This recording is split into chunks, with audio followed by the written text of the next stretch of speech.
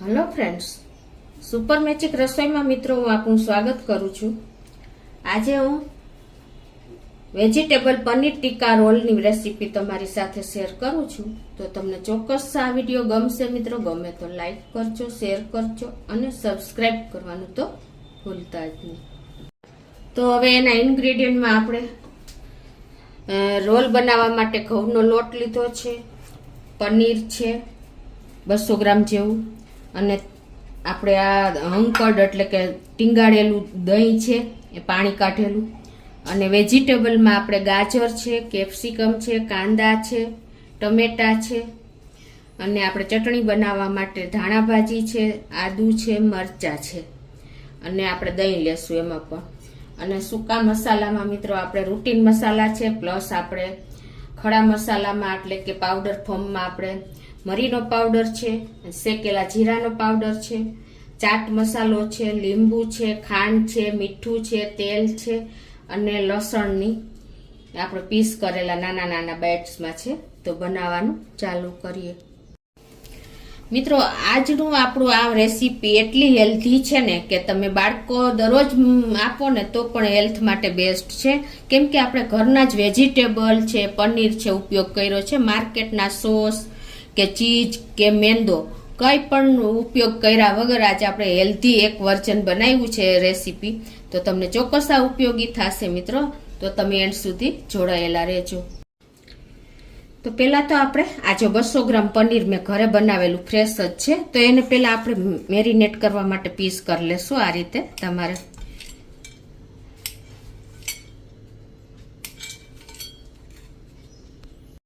તો આ રીતે આપણે જો ક્યુબ ફોર્મમાં કટ કરી લીધા છે, અને હવે આપણે એને મેરિનેટ કરવા માટે મસાલો કરશું। તો એક બોલમાં આપણે 1/4 ટીસ્પૂન હળદર, અને 1 ટીસ્પૂન લાલ મરચું પાવડર, 1 ટીસ્પૂન ધાણા જીરું પાવડર, અડધી ટીસ્પૂન મરીનો પાવડર,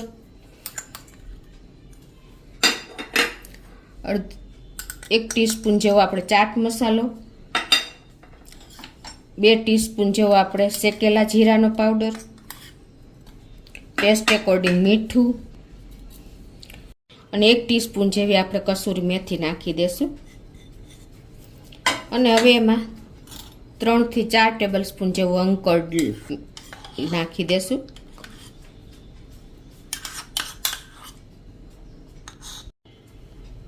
હવે આ બધું આપણે હાથેથી જ મિક્સ કરી લેશું આ રીતે। જો આપણે મેરિનેટ કરવા માટેનો મસાલો તૈયાર થઈ ગયો છે। હવે એમાં આપણે જે પનીરના ક્યુબ કર્યા છે ને એ નાખી દેશું, અને એને મિક્સ કરી લેશું એટલે કે મેરિનેટ કરી લેશું મસાલા સાથે। હળવે હાથે કરવાનું, નહીં તો પનીરના પીસ તૂટી જશે। તો આ રીતે જો આપણે મેરિનેટ કરી લીધું છે, હવે એને સાઈડ ઉપર રાખી દેશું। હવે આપણે ગ્રીન ચટણી કરી લેશું। તો એના માટે મેં 2 થી 3 મોરા મરચાં લીધા છે, 1 મુઠ્ઠી જેવી ધાણા ભાજી લીધી છે, 1 ઇંચ આદુનો ટુકડો લીધો છે, અને હવે એમાં આપણે 1 લીંબુનો રસ નાખી દેશું, અડધી ટીસ્પૂન જેવું મીઠું નાખી દેશું, અને 1 ટીસ્પૂન જેવી દળેલી ખાંડ નાખી દેશું, અને એમાં આપણે 2 ટેબલ સ્પૂન જેવું દહીં નાખી દેશું, અને એમાં હવે આપણે 1/4 કપ જેટલું પનીર નાખી દેશું, અને થોડું એવું પાણી નાખી અને આની આપણે પતલી એવી ચટણી તૈયાર કરી લેશું। તો આપણે ચટણી જો સરસ પીસી લીધી છે, એકદમ રીચ ચટણી તૈયાર થઈ છે, કેમ કે આપણે આમાં પનીર, દહીં બધું નાખ્યું છે, અને થોડીક લિક્વિડાઇઝ કરવાની છે। હવે આપણે પરોઠા માટે લોટ બાંધી લેશું। તો એના માટે આપણે મેંદો નથી ઉપયોગ કરતા, પણ આપણે ઘઉંનો લોટ નાખીએ છીએ। તો અત્યારે હું 3 કપ લોટ લઉં છું। તો એમાં 2 ટીસ્પૂન જેવું આપણે ઘી નાખી દેશું, અને આ લોટ આપણે દૂધથી બાંધશું એટલે એકદમ સોફ્ટ આપણો લોટ બાંધવાનો છે। તો એક સરસ લોટ તૈયાર થશે। તો અડધો કપ જેવું મેં દૂધ લીધું છે, અને ટેસ્ટ એકોર્ડિંગ આપણે અડધી ટીસ્પૂન મીઠું નાખી દેશું, અને આ બધું આપણે સરસ મિક્સ કરી લેશું। અને દૂધ નાખતા જાશું અને લોટ બાંધતા જાશું. જો જરૂર પડે ને તો જ તમારે પાણીનો ઉપયોગ કરવાનો છે.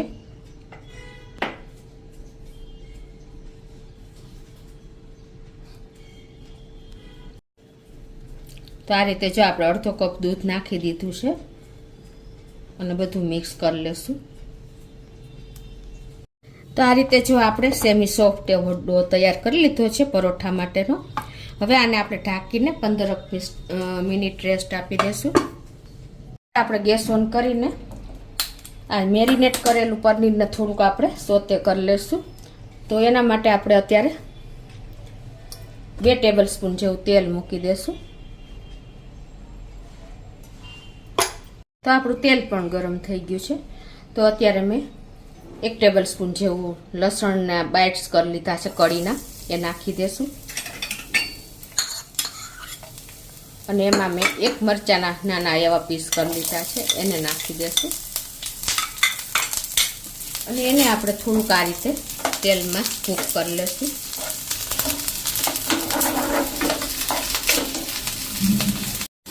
તો આ રીતે જો આપણે 1 મિનિટમાં મરચાં અને લસણના બાઇટ્સ કૂક થઈ ગયા છે. હવે એમાં આપણે આ મેરિનેટ કરેલું પનીર નાખી દેશું.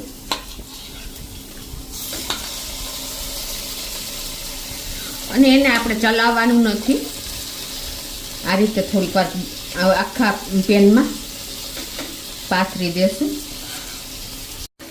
આ રીતે આપણે 1 મિનિટ રાખશું અને આ રીતે જ ચલાવશું, એટલે એકદમ આપણું પનીર સોફ્ટ હોય છે, તો ભાંગે નહીં. ગેસની ફ્લેમ અત્યારે આપણે સ્લો જ રાખી છે. આ રીતે આપણે એને હળવા હાથે ઉલટ પુલટ થોડુંક કરી લેશું. કેર કરીને કરવાનું, નહીંતર પનીર આપણું લોચો થઈ જશે. તો આ રીતે જો આપણે 2 થી 3 મિનિટ થઈ ગઈ છે અને આપણું સરસ પનીર મેરિનેટ કરેલું પણ કૂક થઈ ગયું છે. એકદમ રોસ્ટેડ થઈ જાય ને એટલે આપણે લઈ લેશું. 2 થી 3 મિનિટમાં જ થઈ જશે. હવે એને આપણે એક પેનમાં લઈ લેશું. તો હવે આપણે જો આ 1 મીડિયમ સાઇઝનો મેં કાંદાને લાંબી સ્લાઇઝમાં સમારી લીધા છે, 1 ગાજર મીડિયમ સાઇઝનું લાંબી સ્લાઇઝમાં સમારી લીધું છે, કેપ્સિકમ પણ 1 છે અને 1 ટમેટું છે. બધાને મેં લાંબી સ્લાઇઝમાં સમારી લીધું છે. તો ગેસ ઓન કરીને આપણે આ પેનમાં જ આ બધા વેજીટેબલને સોતે કરી લેશું, એટલે કે થોડા કૂક કરી લેશું. તો એના માટે પહેલાં આપણે કાંદા નાખશું. તમને ગમતા કોઈ પણ વેજીટેબલ તમે લઈ શકો છો. અને ગાજર નાખશું. કેપ્સિકમ અને ટમેટા પછી એડ કરશું. થોડીક વાર આપણે આને કૂક કરી લઈએ આ રીતે જ.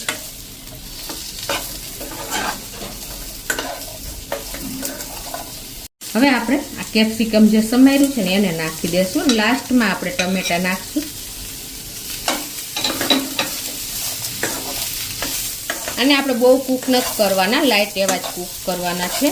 તો હવે આ સ્ટેજે આપણે એમાં 1 ટીસ્પૂન જેવું મીઠું નાખી દેશું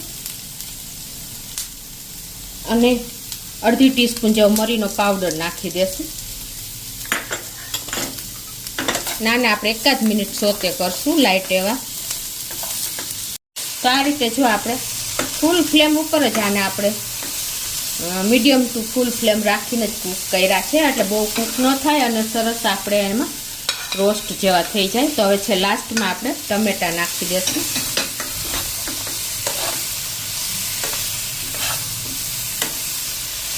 તે જો આપણે વેજીટેબલ પણ લાઇટ એવા કૂક થઈ ગયા છે. તો ગેસની ફ્લેમ બંધ કરી દઈશું અને એને સાઈડ ઉપર રાખી દઈશું.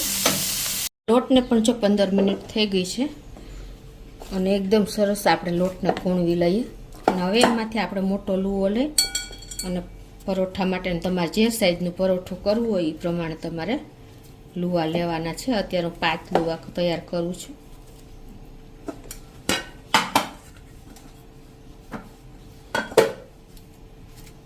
આ રીતે આપણે એને વણી લેશું. હવે એને આપણે અટામણમાં આ રીતે બોળીને મોટો પરોઠું વણી લેશું.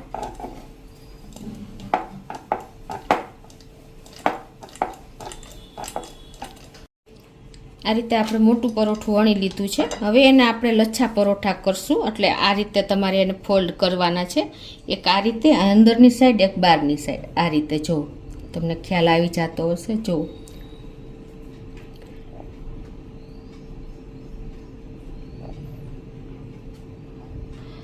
પછી તમારે એને આ રીતે રાખીને પછી રોલ વાળી લેવાનો છે.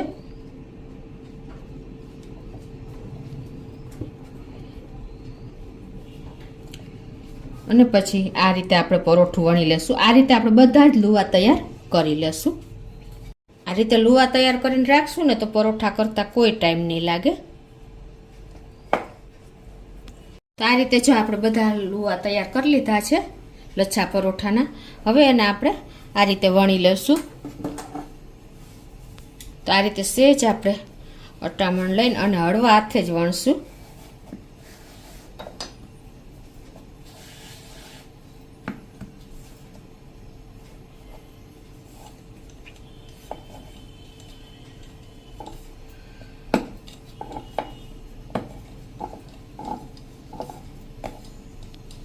તો આ રીતે જો આપણે વણી લીધું છે. હવે આને આપણે મેં ગેસ ઓન કરીને અને લોટી મૂકી દીધી છે અને ગરમ પણ થઈ ગઈ છે. તો એમાં આપણે આવી રીતે પરોઠું કૂક કરી લેશું, એટલે કે શેકી લેશું. સ્લો ફ્લેમ ઉપર જ પહેલાં આપણે એને શેકશું. તો આ રીતે જો હવે આપણે એક બાજુ કૂક થઈ ગયું છે લાઇટ એવું, તો ટર્ન કરી લેશું. અને ગેસની ફ્લેમ આપણે મીડિયમ જ રાખી છે. હવે આપણે આ બાજુ જો કૂક થઈ ગયું છે તો ટર્ન કરીને આપણે તેલ, ઘી કે બટર કાંઈ પણ તમે લગાવી શકો છો આ રીતે. અને એને લાઇટ એવું આપણે કૂક કરી લેશું બે સાઈડ તેલ, ઘી લગાવીને.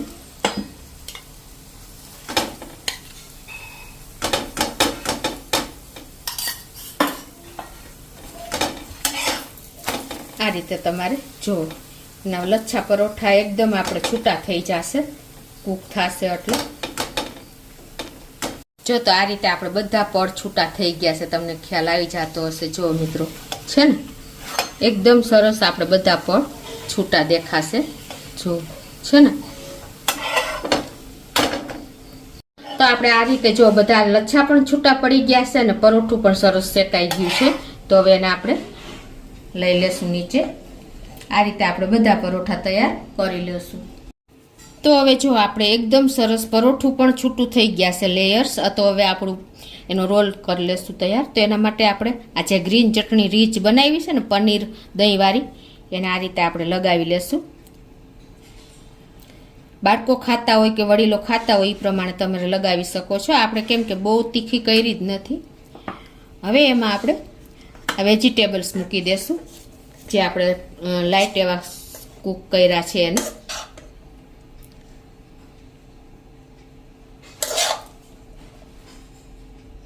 હવે આપણે આ જે મેરિનેટ કરેલું પનીર છે ને એ પણ આપણે મૂકી દેશું સાઈડમાં. મિત્રો એકદમ હેલ્ધી વર્ઝન આપણે આજે પરોઠાનું બનાવ્યું છે રોલનું. ઉપરથી પાછી આપણે લાઇટ એવી ચટણી સ્પ્રિંકલ કરી દેશું આ રીતે. અને હવે એનો આપણે રોલ તૈયાર કરી લેશું આ રીતે. એકદમ તમે જે બાળકો શાક નહીં ખાતા હોય ને એ પણ ખાશે એ રીતે આપણે આનો રોલ જો આ બધા વેજીટેબલ સાથે. હવે આપણે એને પેપર નેપકિનમાં કે આપણે પેપર રેપમાં આવી રીતે રેપ કરી લેશું.